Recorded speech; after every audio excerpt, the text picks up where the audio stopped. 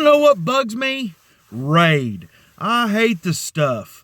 You go to Walmart, you get your little can of Raid, you put it in the house, you push the button, pow, stuff goes everywhere. Or does it? Yeah, you get the stuff on the bug directly, you're gonna kill it. But let me tell you, all you're doing is killing a couple and the rest of them are hightailing the heck out of there. They want nothing to do with the stuff. It's a repellent. It pushes them further into the walls. It pushes them into the next room, pushes them into the baby's room, pushes them into the cabinets. And you think you did something good because, hey, they're gone for a couple days. But guess what? They come back. So what do? You go back to Walmart and you get another little can of Raid and you push the button and that junk goes everywhere. But it really doesn't.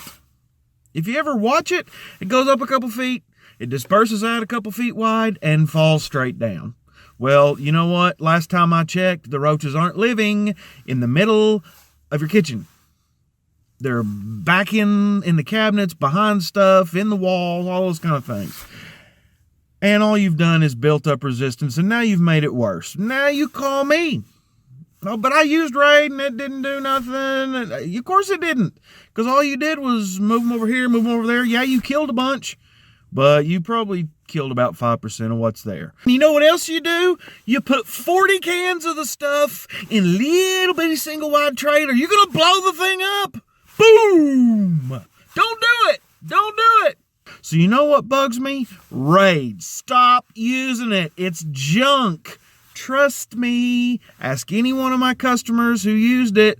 They spent more on the Raid before they called me. Now, they have no bugs. Because you know what? They didn't use Raid. I hate Raid.